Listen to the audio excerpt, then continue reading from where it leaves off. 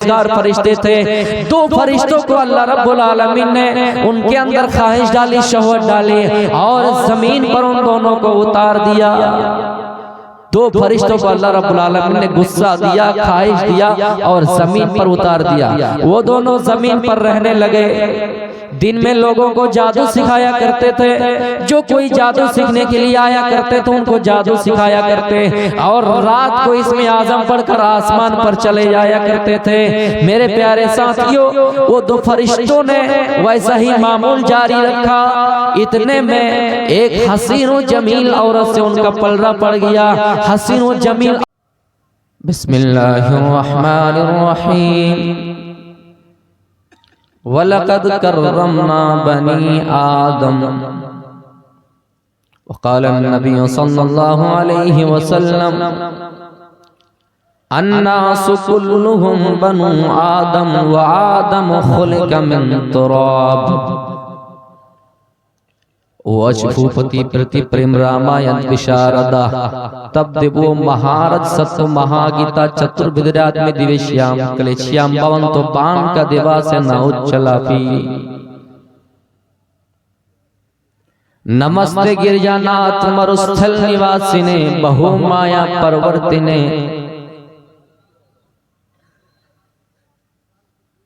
Stage पर बैठे हुए मुअज़्ज़ज़ उलमाए किराम, सामने बैठे हुए अजीज़ों बुजुर्गों, इस्लामी भाइयों, पर्दा नशीन मेरी माँ व बहन,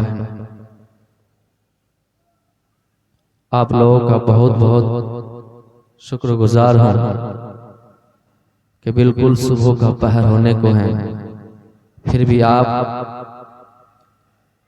पंडाल के नीचे बैठे हुए हैं। आप लोगों को मालूम होगा कि इश्तिहार में मेरा नाम नहीं है और ये तारीख सिर्फ 2 दिन पहले ही ली गई। जनाब मौलाना अब्दुल रहीम असरी साहब हफिज़हुल्लाह ताला, और ये तारीख देने के बाद अचानक मेरी तबीयत बिगड़ गई, लेकिन अल्लाह के फजल करम से और आप लोगों की दुआओं से मैं आपके बीच पहुंचा।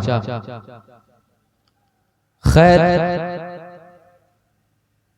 अल्लाह रब्बुल आलमीन की जितनी ही तारीफ की जाए बहुत ही कम। मैं अपनी तकरीर शुरू करने से पहले 2-3 बातें आपके सामने रखना चाहता हूं कि इंसानों, हम और आप ये समझते हैं कि दुनिया में हम कमाते हैं इसलिए खाते हैं, ये हम मेहनत कर रहे हैं, ये जरिया है, लेकिन खिलाने वाला असल अल्लाह रब्बुल आलमीन ही है। वो कैसे? अल्लाह एक लंगड़े को भी खाना खिलाता है, एक काना शख्स को भी खाना खिलाता है। एक शख्स था जो जंगल में किसी दिन सैर व तफरी के लिए गया। अचानक उसकी नजर एक दरख्त के ऊपर पड़ जाती है। वो दरख्त के ऊपर देखता है एक घोंसला बना हुआ है और उस घोंसले में एक चिड़िया सांप के मुंह में दाना डाल रही है। उस घोंसले में वो सांप बैठा हुआ है और ये चिड़िया उसके मुंह में दाना डाल रही है। ये आदमी देखकर बेहोश हो जाते हैं और दंग रह जाते हैं कि क्या बात है, सांप इतना खतरनाक जानवर है, जहरीला जानवर है और ये चिड़िया उसके मुंह में दाना डाल रही है, क्या बात है। परेशान हो गए, हैरत में पड़ गए।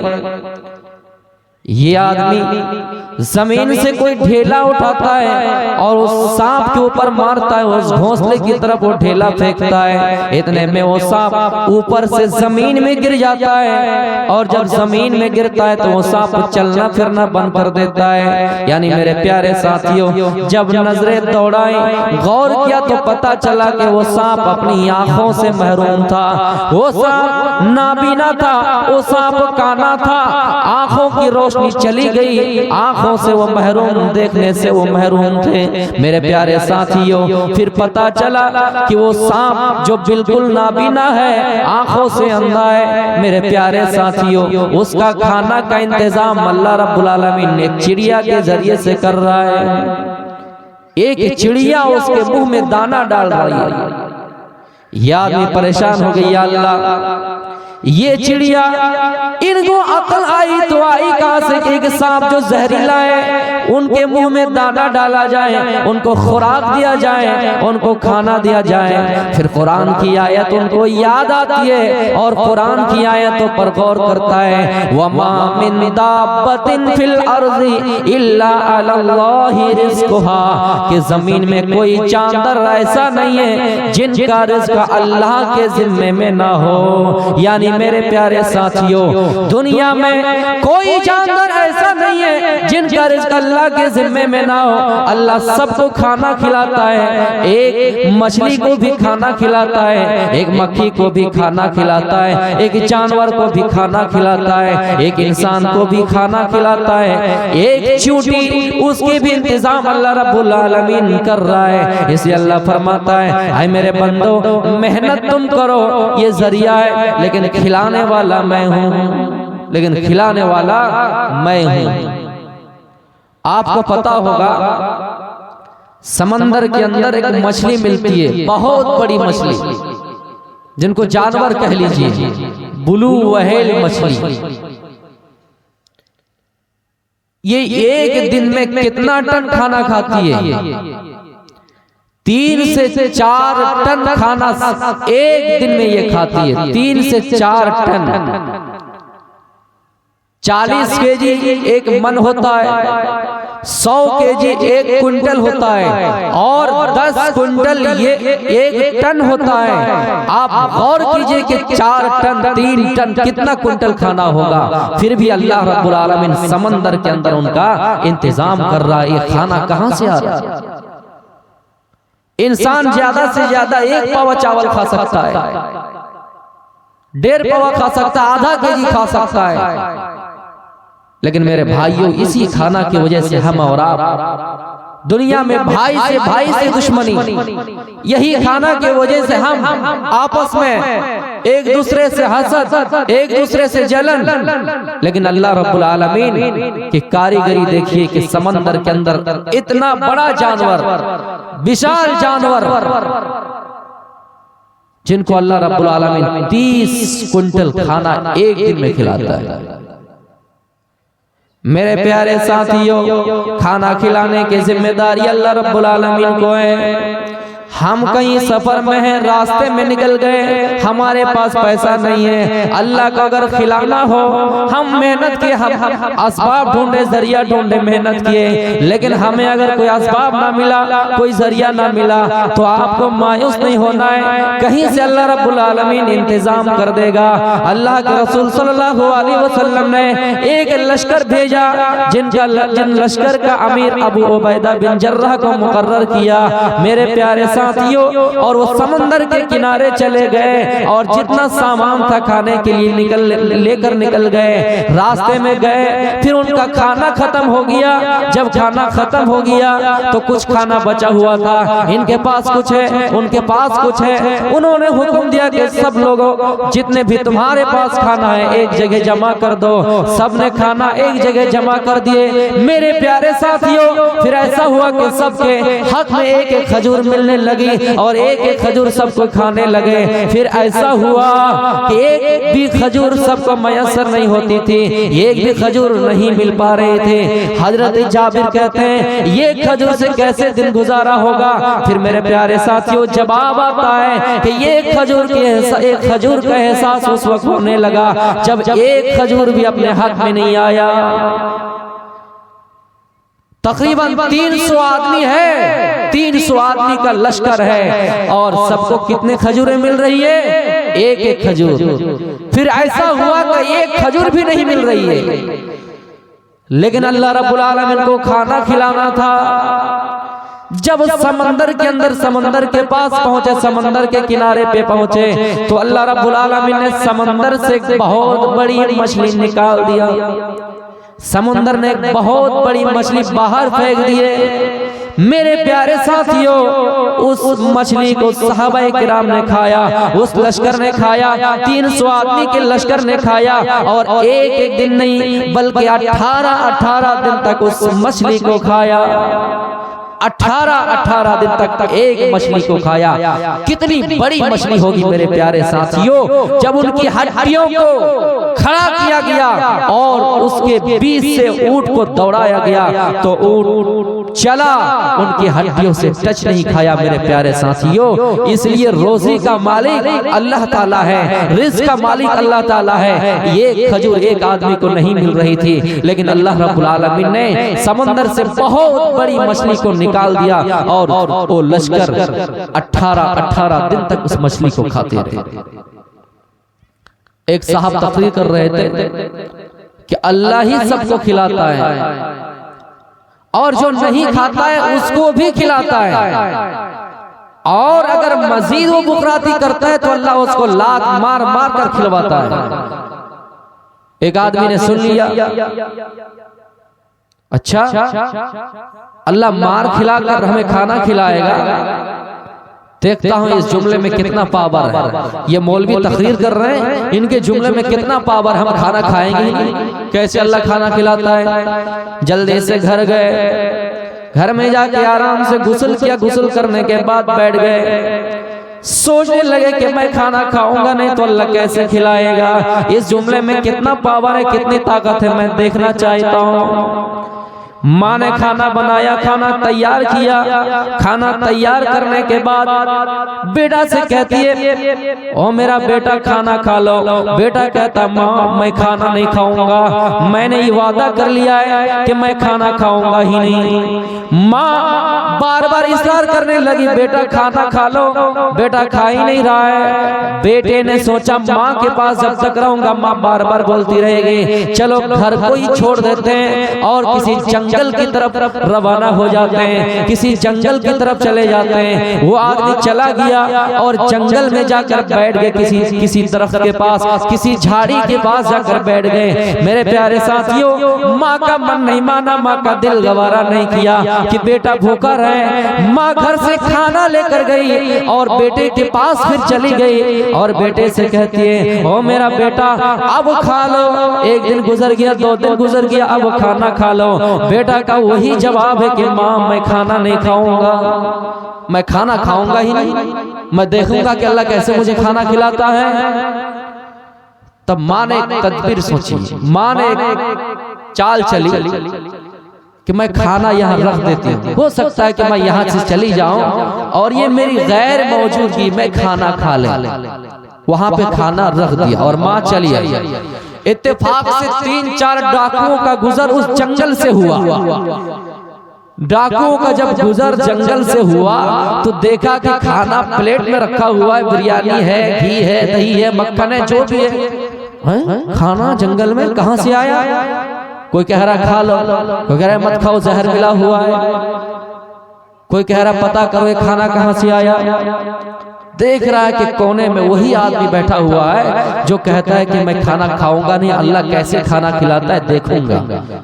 तब ये 3 डाकू उसके पास चले गए और जाकर कहने लगे कि ये बताओ ये खाना कहाँ से आया? बोला ये खाना मेरा ही है, अच्छा खाना है। अच्छा तो तुम क्यों नहीं खाते?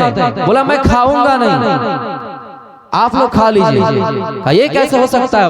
अगर खाने में जहर मिला हुआ तो बोल रहा हूँ ना कि जहर नहीं है, खा लो। नहीं खाऊंगा, पहले तुम खाओ, तुम्हारा खाना है, तुम पहले शुरू करो, उसके बाद हम खाएंगे। बोला हम खाएंगे ही नहीं। अच्छा खाओगे नहीं तो फिर जल्दी से जूता चप्पल उठाया और उसको ताड़ ताड़ देने लगा, पीटने लगा मेरे भाइयों, और इतना मारा फिर उसके अकल ठिकाने पे आ गया और सोचने लगे, और फिर वो खाना खाने लगे और फिर सोचने लगे सुभान अल्लाह, या अल्लाह ये तेरी कैसी कुदरत है। हकीकत में उस मौलवी ने सही कहा था कि अल्लाह जिसको खिलाना चाहे मार मार के खिलवा सकता है। तो मेरे प्यारे साथियों, हम और आप गौर करें कि हम जो ये कमाई कमा रहे हैं, ये पैसा कमा रहे हैं, ये सिर्फ जरिया है, बाकी खाना खिलाने की जिम्मेदारी अल्लाह रब्बुल आलमीन की है। अल्लाह रब्बुल आलमीन किसी को भूखा नहीं रखता है। आइए मैं अब असल मौजू की तरफ आता हूँ। मैंने कुरान करीम की एक आयत पढ़ी, वलक़द कर्रमना बनी आदम, हमने बनी आदम को इज्जत दी, हमने बनी आदम को इज्जत दी। व हमलनाहुम फिल बर्रि वल बहर, और समंदर में और खुशकी में, खुशकी और तरी में हमने उसको सवारियां दी, यानी समंदरी सफर के लिए उन्हें जहाज दिया, जमीन में चलने के लिए, सूखी जमीन में चलने के लिए हमने उन्हें गाड़ियां दी, जमीन पर चलने के लिए हमने उन्हें सवारियां दी, और पानी पर चलने के लिए हमने उन्हें सवारियां दी, जहाज दिए, नाव दिए, कश्ती दिए। मेरे प्यारे साथियों, बनी आदम को अल्लाह रब्बुल आलमीन ने इज्जत दी, बनी आदम को अल्लाह रब्बुल आलमीन ने इज्जत दी। अल्लाह रब्बुल आलमीन आखिर में कह रहा है, व फज़्ज़लनाहुम अला कसीरिम मिम्मन खलकना तफ़ज़ीला, और हमने बनी आदम को बहुत सारी मखलूकात पर फजीलत दी, यानी इंसान को अल्लाह रब्बुल आलमीन ने बहुत सारी मखलूकात पर फजीलत दी। इमाम हसन बसरी रहमतुल्लाह फरमाते हैं, यहाँ बहुत सारी मखलूकात से मुराद है अल्लाह रब्बुल आलमीन ने तमाम मखलूकात से इंसान को बरतरी दी, तमाम मखलूकात से इंसान को अल्लाह रब्बुल आलमीन ने फजीलत दी, यानी इंसान फरिश्तों से भी अफजल है, इंसान जानवरों से भी अफजल है। दुनिया में जितने भी मखलूक है, इन सारे मखलूक से इंसान अफजल है। हालांकि कुछ लोग इसकी कायल नहीं है, कुछ लोग ये कहते हैं कि अल्लाह रब्बुल आलमीन ने इंसान को बहुत सारी मखलूकात पर फजीलत दी। इसका मतलब ये नहीं कि सारी मखलूकात पर फजीलत दी, लेकिन हाँ, इमाम हसन बसरी रहमतुल्लाह अलैह का कौल है कि हमने इंसान को बहुत सारी मखलूकात पर फजीलत दी। इसका मतलब यह है कि इंसान को दुनिया में सारी मखलूकात पर फजीलत हासिल है, दुनिया में सारी मखलूकात पर इंसान को फजीलत हासिल है। दुनिया में सबसे अफजल अगर माना जाए तो फरिश्ता है। फरिश्ता के अंदर अल्लाह रब्बुल आलमीन ने शौहत नहीं डाला है, शौहत नहीं रखी है, फरिश्ता के अंदर ख्वाहिश नहीं है, और जानवरों के अंदर अल्लाह रब्बुल आलमीन ने अक्ल नहीं रखी है। इंसान फरिश्तों से अफजल कैसे हैं? इंसान फरिश्तों से अफजल इसलिए है क्योंकि फरिश्तों के पास, बड़ी पॉइंट की बात बता रहा हूँ, फरिश्तों के पास ख्वाहिश नहीं है, फरिश्तों के पास शौहत नहीं है। इस एतबार से इंसान फरिश्तों से अफजल है। यानी अगर जिस तरह इंसान के अंदर ख्वाहिश है, शौहत है, अगर फरिश्तों के अंदर भी होती तो फरिश्ते भी गुनाह करते, लेकिन फरिश्तों के अंदर ख्वाहिश नहीं है, इसलिए फरिश्ते गुनाह नहीं करते हैं। जानवर के अंदर अकल नहीं है तो इंसान के अंदर अकल भी है और शौहत भी है। मेरे प्यारे साथियों, इसी शौहत के बारे में कुरान करीम में अल्लाह फरमाता है, वनहन नफ्स अनिल हवा फइन्नल जन्नत हियल मावा। ऐ लोगों, जिसने अपने ख्वाहिश को कंट्रोल किया, जिसने अपने ख्वाहिशात को कंट्रोल किया, जिसने अपने नफ्स को काबू में पा लिया, फइन्नल जन्नत हियल मावा, उसके लिए जन्नत ही ठिकाना है, उसका ठिकाना जन्नत है। मेरे प्यारे साथियों, आओ मैं आपको एक वैसे वाक़या की तरफ लेकर चलना चाहता हूँ जो मैंने आज तक किसी जलसे में नहीं कहा है, और न ही ये वाक़या मुझे किसी मुस्तनद रिवायत से मिला है। ये वाक़या यहाँ तक सही है, मैं इसकी तशरीह नहीं कर रहा हूँ। एक ऐसे वाक़ये की मैं आपकी तरफ आपको लेकर चलना चाहता हूँ जो शायद आप भी जिंदगी में पहली बार सुनेंगे और मैं भी जिंदगी में पहली बार बयान कर रहा हूँ। इंसान के अंदर अल्लाह रब्बुल आलमीन ने ख्वाहिश डाली है, और यही ख्वाहिश की वजह से इंसान गुनाह की तरफ माइल होता है, गुनाह करता है, फरिश्तों के अंदर ख्वाहिश नहीं है। तो इंसान अफजल फरिश्तों से इसलिए है क्योंकि इंसान के पास ख्वाहिश है, इसलिए इंसान गुनाह करता है। इंसान के पास गुस्सा है, इसलिए इंसान गुनाह करता है। फरिश्तों के पास गुस्सा नहीं है, फरिश्तों के पास ख्वाहिश नहीं। तो फरिश्ते ऐसे हैं जिनका नाम आपने सुना होगा, हारूत और मारूत। मेरी जिंदगी का ये पहला वाकया है, हारूत और मारूत। फरिश्ते इंसान पर एतराज करते रहते हैं, क्या अल्लाह इंसान को क्यों बनाया, हम तेरी इबादत के लिए काफी थे। इंसान को फरिश्ते हमेशा छोटा दिखाने की कोशिश की है, शुरू ही से लेकर।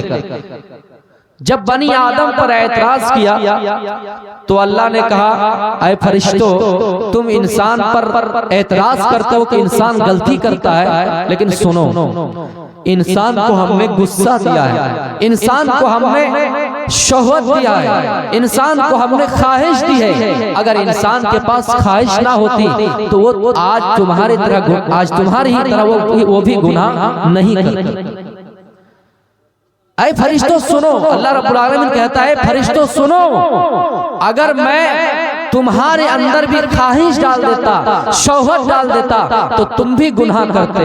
फरिश्तों ने कहा, अल्लाह ये कैसे हो सकता है, हम गुनाह नहीं करते, हमारे अंदर ख्वाहिश डाल दोगे फिर भी हम गुनाह नहीं करेंगे। अल्लाह ने 2 आला दर्जे के फरिश्तों को जमा किया और उनमें जो सबसे ज्यादा मुत्तकी फरिश्ते थे, परहेजगार फरिश्ते थे, 2 फरिश्तों को अल्लाह रब्बुल आलमीन ने उनके अंदर ख्वाहिश डाली, शहवत डाली और जमीन पर उन दोनों को उतार दिया। 2 फरिश्तों को अल्लाह रब्बुल आलमीन ने गुस्सा दिया, ख्वाहिश दिया और जमीन पर उतार दिया। वो दोनों जमीन पर रहने लगे। दिन में लोगों को जादू सिखाया करते थे, जो कोई जादू सीखने के लिए आया करते थे उनको जादू सिखाया करते, और रात को इसमें आजम पढ़कर आसमान पर चले जाया करते थे। मेरे प्यारे साथियों, वो 2 फरिश्तों ने वैसा ही मामूल जारी रखा। इतने में एक हसीन और जमील औरत से उनका पलड़ा पड़ गया, हसीन और जमील औरत से उनकी मुलाकात हो गई, मुठभेड़ हो गई।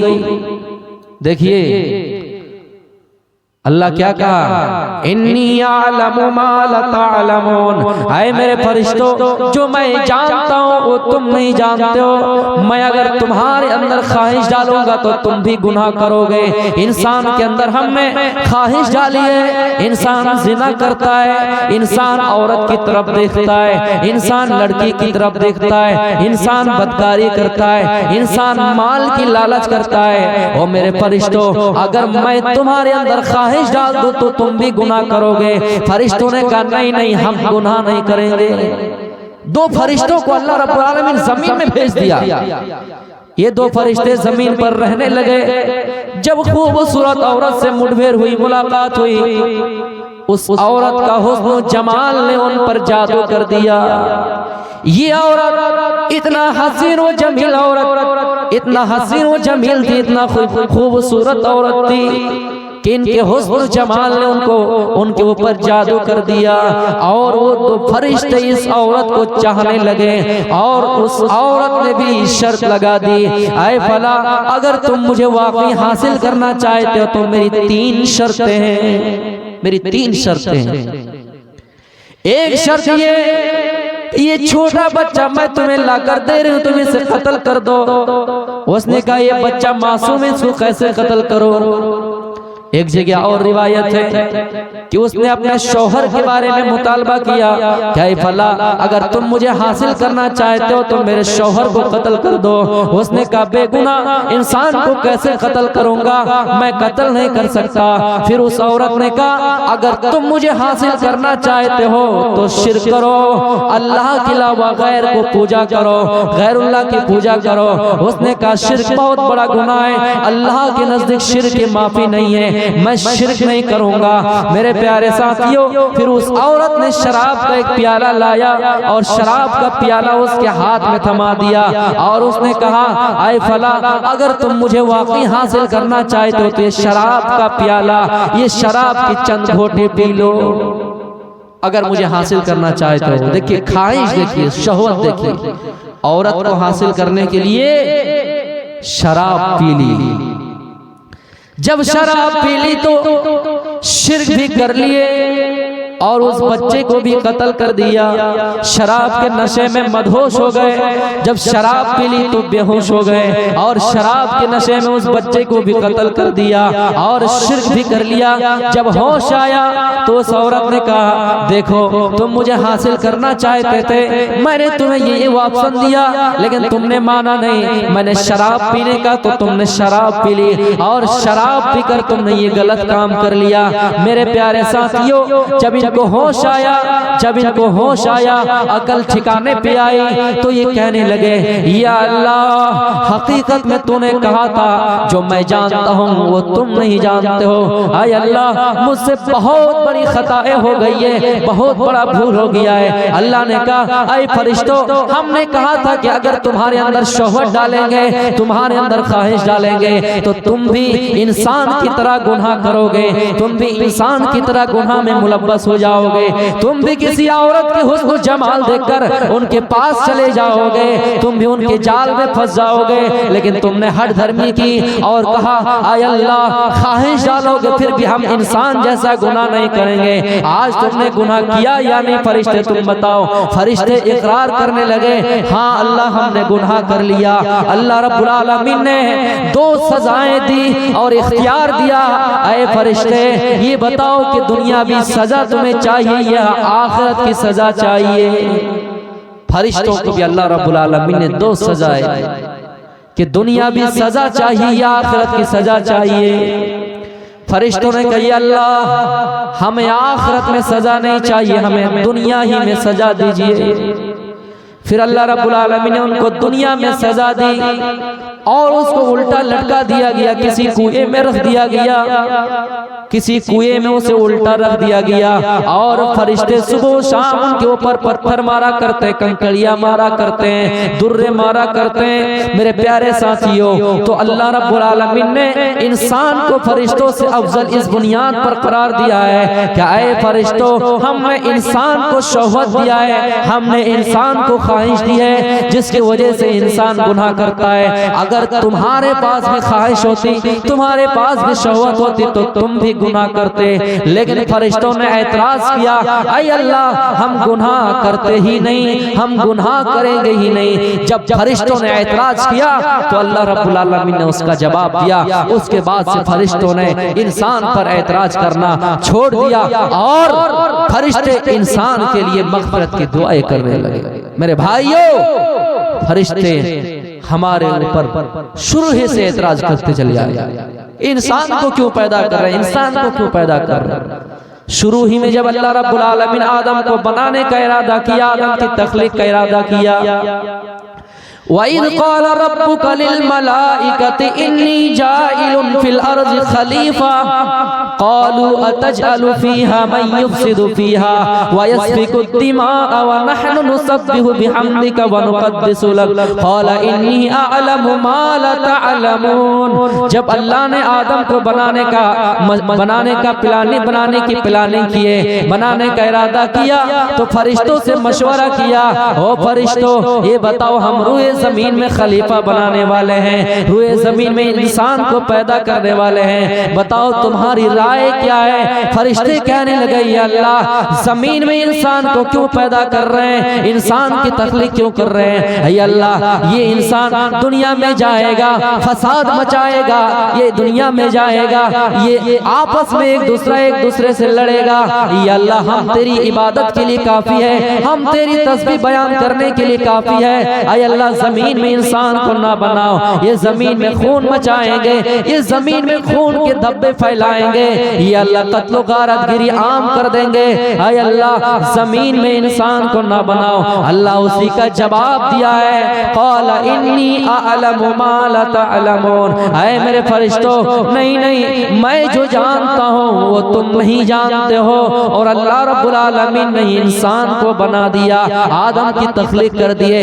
इसी तरह जब जब हजरत इस्माइल अलैहिस्सलाम की कुर्बानी का वाक़या हमारे सामने से गुजरता है, जब उनकी यादें हमारे सामने आती है, जब ये याद ताज़ा हो जाते मेरे प्यारे साथियों, जब अल्लाह रब्बुल आलमीन इब्राहिम अलैहिस्सलाम को ख्वाब दिखा रहा है और ख्वाब में देख रहा है कि हम इस्माइल की कुर्बानी कर रहे हैं, मेरे प्यारे साथियों अल्लाह रब्बुल आलमीन ने ख्वाब दिखाया, क्या इब्राहिम तुम अपने बेटे को ज़िबा करो।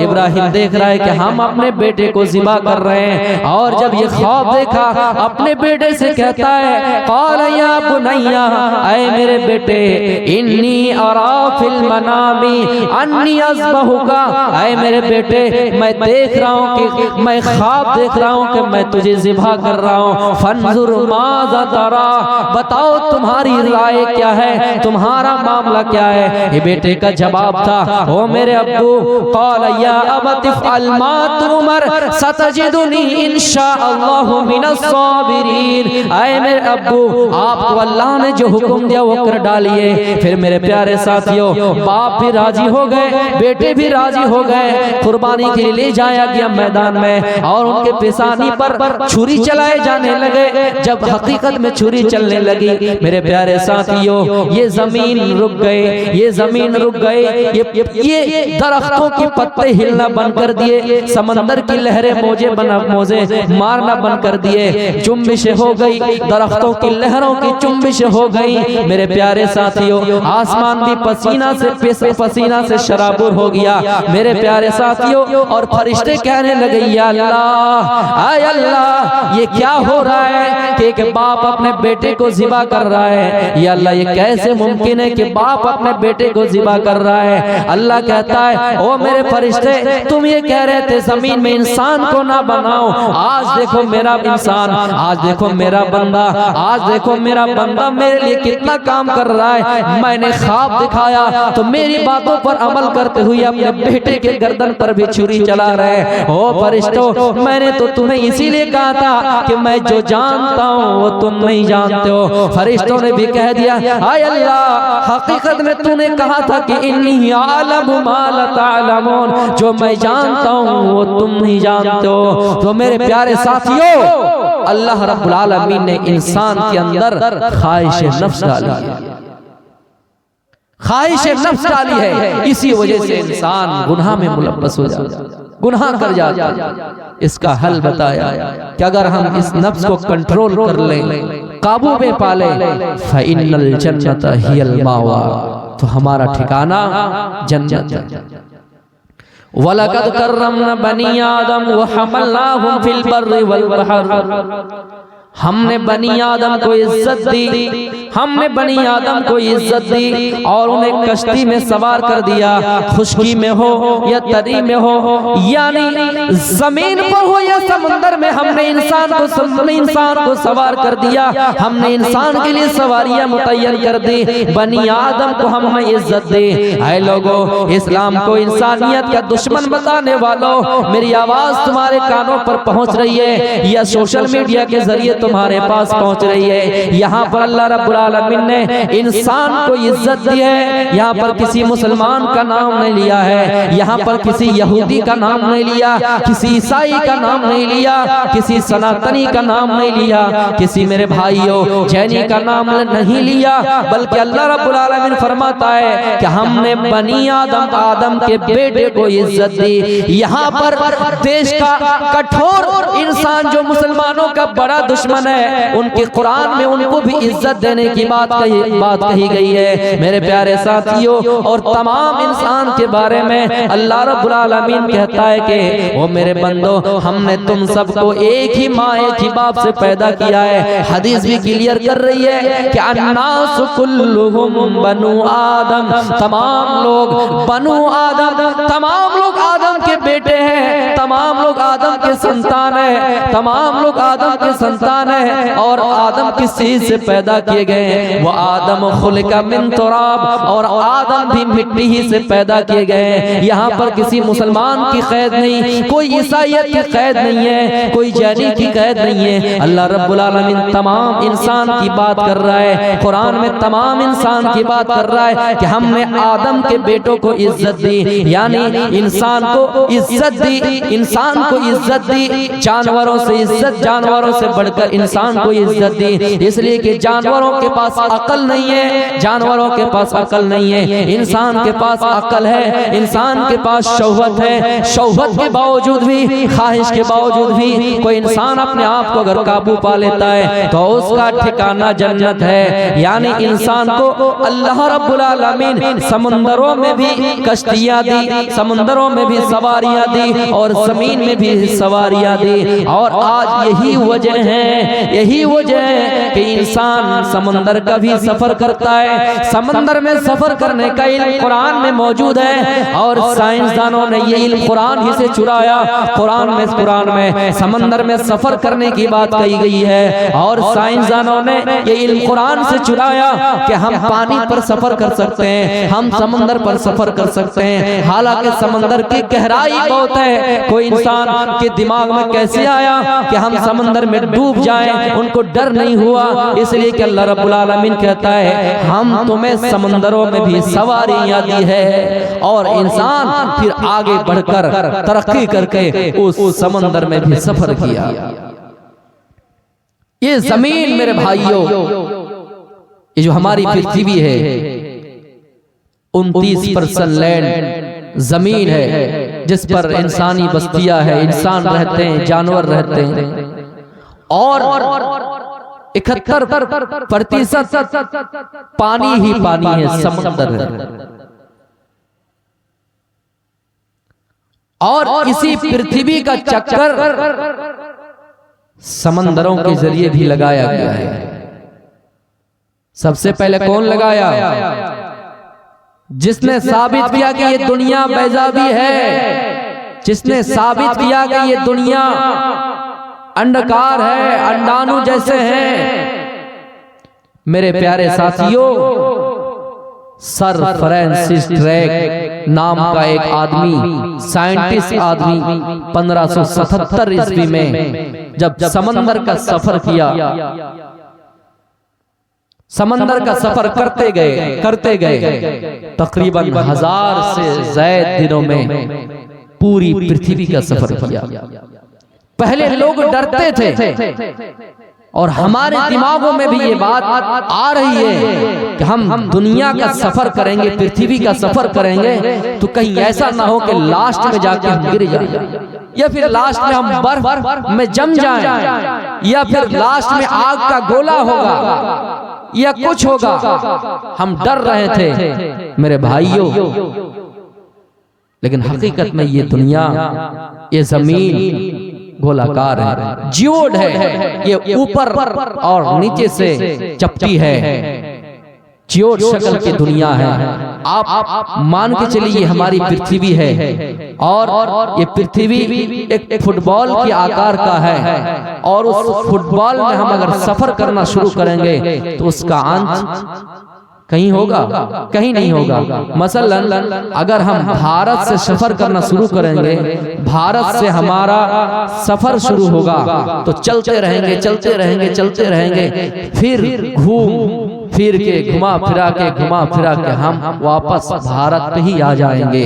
पता चला पृथ्वी का अंत नहीं। पृथ्वी छोटी है, ये हम मानते पृथ्वी छोटी है, लेकिन इसका अंत नहीं, इसका मतलब पृथ्वी बड़ी नहीं, इसलिए कि वो फुटबॉल के आकार का है। हम भारत से सफर शुरू करें तो हम चलते रहेंगे, चलते रहेंगे और फिर घुमा फिरा के भारत पे ही आ जाएंगे। फुटबॉल के इस दिशा से सफर शुरू करेंगे, चलते रहेंगे, चलते रहेंगे, चलते रहेंगे, फिर घुमा फिरा के इसी दिशा पे आ जाएंगे। तो ये जमीन मेरे भाइयों जियोड शेप का है, जियोड आकार का है, यानी ऊपर और नीचे से ये चपटी है। तो ये गोलाकार दुनिया है, ये हमारी पृथ्वी है। और सबसे पहले ये साबित किसने किया था?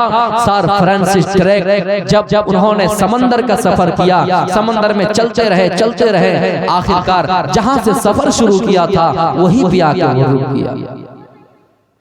मेरे प्यारे साथियों, लेकिन आपको एक चीज बता दूं, मौजूदा दौर के कुछ फुकहा ऐसे हैं जिन्होंने कुरान को साइंस से जोड़ने के लिए कुरान का गलत माना ले लिया।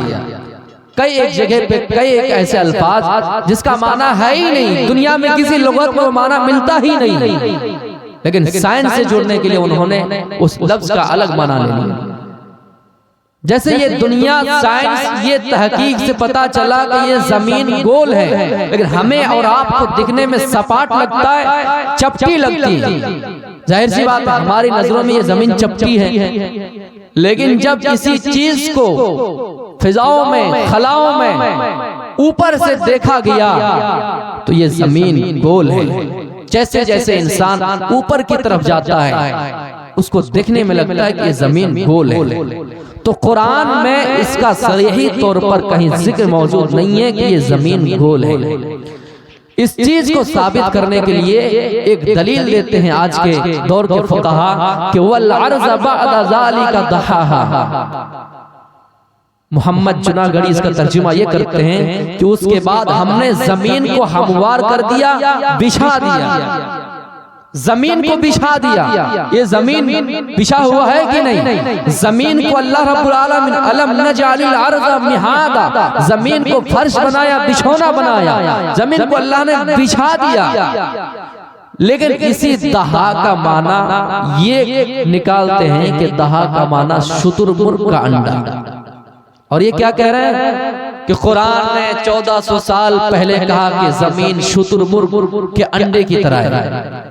हालांकि लुगत की किसी किताब में ये बात नहीं मिलती है कि दहा का माना शुतुरमुर्ग का अंडा। एक लुगत लिसानुल अरब नामी लुगत है जिनमें ये बात लिखी हुई है कि उदहियतो, जिसका माना आता है रेत की वो जगह जहां पर शुतुरमुर्ग अंडा देता है। और शुतुरमुर्ग अंडा देने के लिए घोंसले का यूज नहीं करता है, इस्तेमाल नहीं करता है। रेत की जगह पे वो अंडा देता है और अंडा देने के बाद वो अपने पैर से उस जगह को हमवार कर देता, फैला देता, बिछा देता है। लेकिन इसका माना शुतुरमुर्ग का अंडा नहीं है, जो आज के दौर के स्कॉलर्स कहते हैं, फुक़हा कहते हैं कि कुरान ने 1400 साल पहले बताया कि दुनिया बैजाबी है, दुनिया गोल है, शुतुरमुर्ग के अंडे की तरह है। मेरे भाइयों, गलत है। कुरान ने अगर कुरान और हदीस में अगर जमीन को चपटी भी कहा गया तो भी सही है, क्योंकि जैसा देखा कि हाँ जमीन चपटी है वैसा हो सकता बयान कर दिया गया। लेकिन हम और आप इस चीज को साबित करने के लिए हकीकी कभी कतअन कुरान का माना, कुरान के अल्फाज का माना गलत ना ले मेरे भाइयों, क्योंकि हम पकड़े जाए। कुरान में अल्लाह रब्बुल आलमीन फरमाता है हुवल्लज़ी खलक़ल लैल वन नहार, हमने दिन और रात को पैदा किया, वश्शम्स वल कमर, और सूरज और चांद को पैदा किया, कुल्लुन फी फलकिन यस्बहून, और ये सब के सब अपने महवर में गर्दिश करते हैं, अपने महवर में तैरते रहते हैं। चांद भी अपने महवर में तैरते हैं, वक्त मुकर्ररा तक जो उनके हद है वहां तक तैरता रहता है, दौड़ता रहता है। सूरज भी तैरता रहता है। कुरान की आयत फी फलक कुल्लुन फी फलकिन यस्बहून, तमाम चीजें अपने अपने महवर में तमाम चीजें तैर रहे हैं, सबा कर रहे हैं, तैर रहे हैं। साइंटिफिक साइंसदां को ये चीज समझाने के लिए, कुरान की अजमत बयान करने के लिए, चांद की हिकमत बयान करने के लिए, सूरज की हिकमत बयान करने के लिए यही आयत, और यही आयत नहीं सिर्फ यही जुमला काफी है। वह कुल्लुन फी फलकिन यस्बहून, सूरज भी चांद भी अपने महवर में तैरते रहते, यही टुकड़ा काफी है। जब यही टुकड़ा काफी है कि चांद भी तैरता है और सूरज भी दौड़ता है, यही टुकड़ा काफी है, तो हमें और आपको कुरान के अल्फाज का माना गलत लेने से क्या फायदा? मेरे प्यारे साथियों, हाँ मैं आपको क्लियर करता चलूं आपने सुना होगा जब मक्के वालों ने आपको सताया, आपको परेशान किया, अबू जहल लान तान करने लगे और आपसे चैलेंज करने लगे, क्या ये मोहम्मद सल्लल्लाहु अलैहि वसल्लम अगर आप अल्लाह के नबी हैं, अगर आप सच में अल्लाह के रसूल हैं, तो आप एक मौजज़ा कर दिखाइए, आप एक काम कर दिखाइए, आप चांद के 2 टुकड़े कर दिखाइए, हम मान जाएंगे कि आप अल्लाह के रसूल हैं, आप अल्लाह के सच्चे नबी हैं। मेरे प्यारे साथियों, दुनिया में किसी इंसान अगर किसी इंसान पर जादू कर दे, ये आसमान के नीचे जादू हो सकता है, आसमान के नीचे जादू का असर इंसान पर हो सकता है, लेकिन आसमान पर जादू का असर किसी का नहीं हो सकता है, चाहे वो कितने बड़े नजूमी हो, चाहे वो कितने बड़े जादूगर हो, आसमान पर किसी का जादू नहीं चल सकता है। अबू जहल ने कहा, अबू जहल का एक साथी हबीब जिनको बुलाया गया था बहुत दूर से, वो भी आकर चैलेंज किया, आए मोहम्मद अगर हकीकत में आप अल्लाह के नबी है, अगर आप ये बात कर दिखाते हैं, ये सच साबित कर दिखाते हैं, चांद के 2 टुकड़े कर दिखाते हैं, तो हम मान जाएंगे कि आप अल्लाह के रसूल है, आप हकीकत में नबी है, आप हकीकत में अल्लाह के रसूल है। मेरे प्यारे साथियों, आपने अपनी उंगली का इशारा किया और चांद 2 टुकड़े में बढ़ गए, चांद 2 टुकड़े में बढ़ गए। अबू जहल कहने लगे, उनके दोस्त हबीब कहने लगे, क्या बात है, जादूगर कहो तो कैसा जादूगर कहो, जादूगर का असर तो दुनिया में होता है, आसमान के नीचे होता है, लेकिन आसमान के ऊपर चांद के ऊपर कैसा हो गया।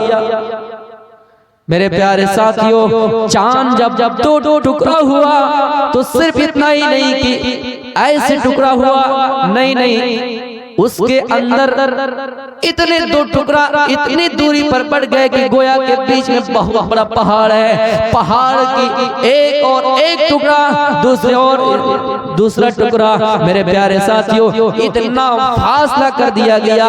फिर उसके बाद ऐसा हुआ कि आपने फिर इशारा किया और चांद आपस में मिल गए। मेरे प्यारे साथियों, ये मौजज़ा था जो अबू जहल नहीं माना और कहने लगे कि आप जादूगर हैं, लेकिन अबू जहल उस जगह पे अबू जहल हार मान गए और कहने लगे कि मेरे प्यारे साथियों, अबू जहल कहने लगे कि ये जादू का असर आसमान पर भी कैसे हो गया, लेकिन अल्लाह को मंजूर नहीं था कि अबू जहल इस्लाम कबूल करें, अल्लाह अबू जहल को हिदायत नहीं दी। मेरे प्यारे साथियों, तो चांद के बारे में कहा जाता है कि नबी अकरम सल्लल्लाहु अलैहि वसल्लम ने जो चांद का 2 टुकड़ा किया था, और आज साइंस तरक्की कर चुकी है, नील आर्मस्ट्रांग चांद पर जाने वाले पहले व्यक्ति हैं जो चांद पर जा चुके हैं, चांद की जमीन को छू कर आए हैं। वहां पर उनके पैर के निशान भी आज मौजूद है, इसलिए कि वहां हवा नहीं है, हवा होती तो उनके पैर के निशान मिट जाते हैं, आज भी उनके कदमों के निशान वहां मौजूद है। साइंस इतनी तरक्की कर चुकी, चांद के पास पहुंच चुके हैं। और सवाल करते हैं लोगों,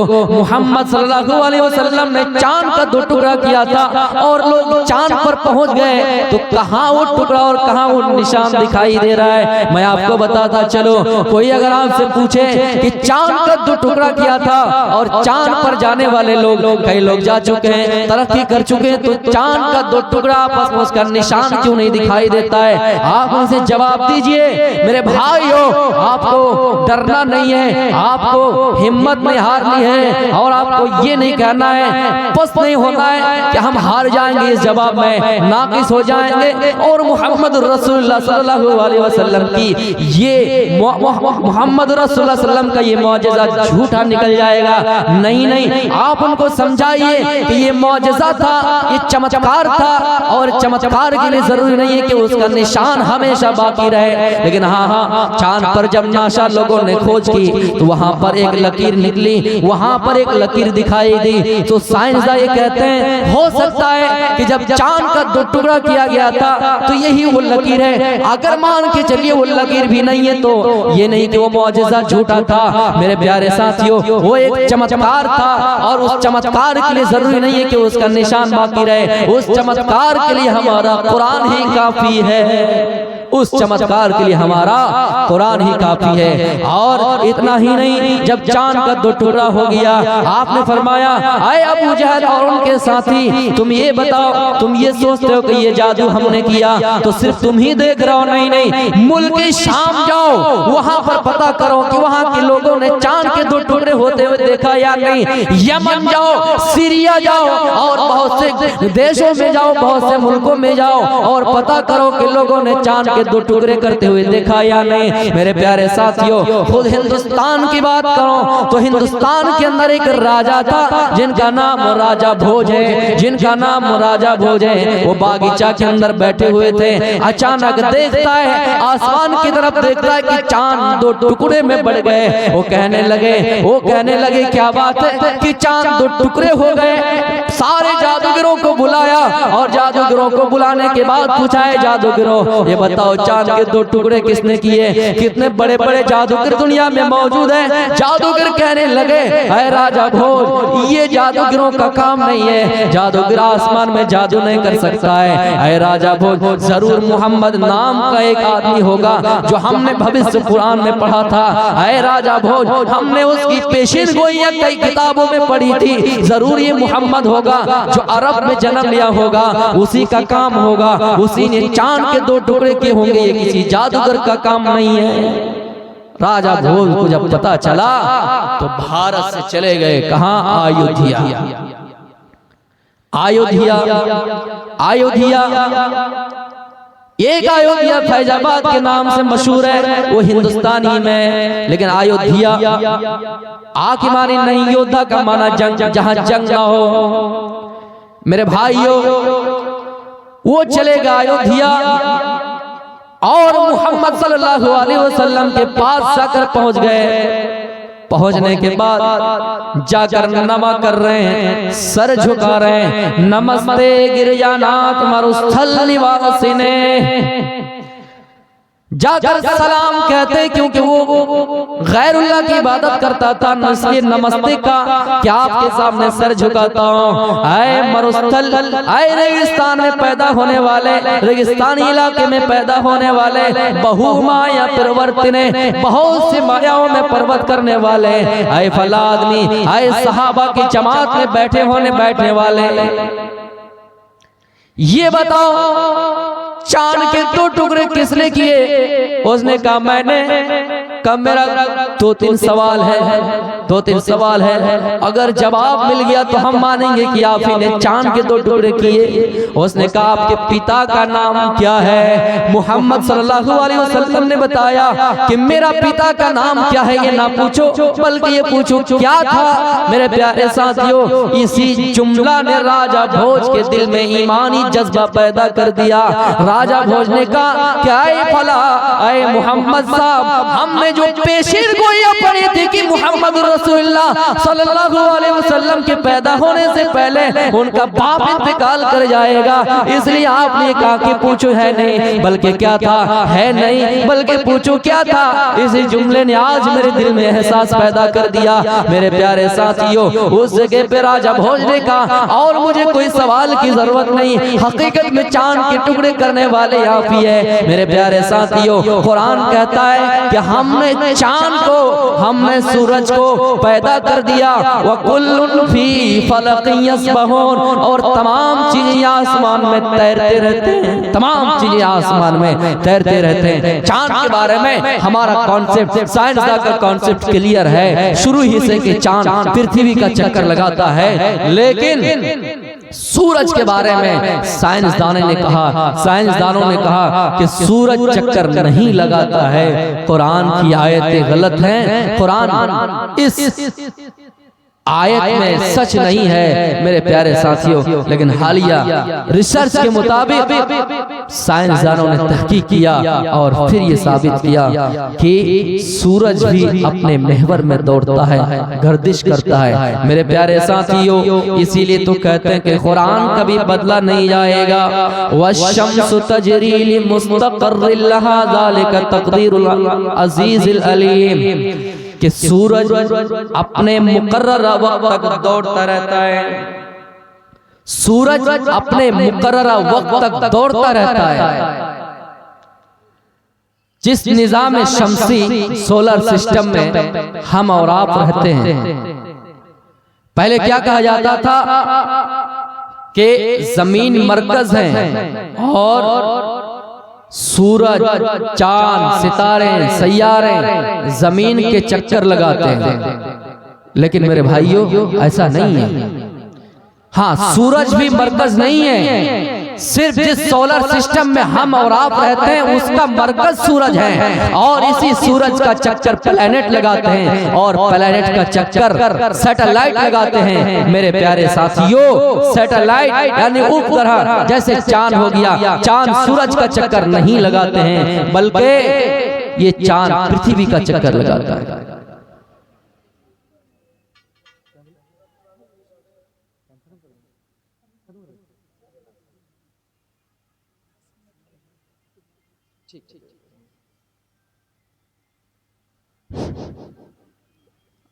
तो मेरे प्यारे साथियों, टाइम खत्म हो गया और सुबह होने को भी है। इंशाअल्लाह फिर कभी तफसीली गुफ्तगू करेंगे किसी मौके पर। तो मैं आपको बता देना ये चाहता हूं कि हम और आप जब तक इस दुनिया में रहें, इल्म से आरास्ता व पारास्ता होते रहें, और अल्लाह रब्बुल आलमीन से दुआ कीजिए कि बारिला हम सब तमाम मुसलमानों को जो मुल्क के हालात साजगार नहीं है और हम पर तरह तरह के फितने आ रहे हैं, इन तमाम फितनों से महफूज रखें। मुसलमानों को अल्लाह रब्बुल आलमीन हर एतबार से सुख में रखें और हर एतबार से शांति में रखें। और जब तक हम इस दुनिया में रहें, हम ईमान के साथ रहें। जब हमारा खात्मा हो ईमान के साथ हो। वमा अलैना इल्लल बलागुल मुबीन व आखिरु दावाना अल्हम्दुलिल्लाहि रब्बिल आलमीन।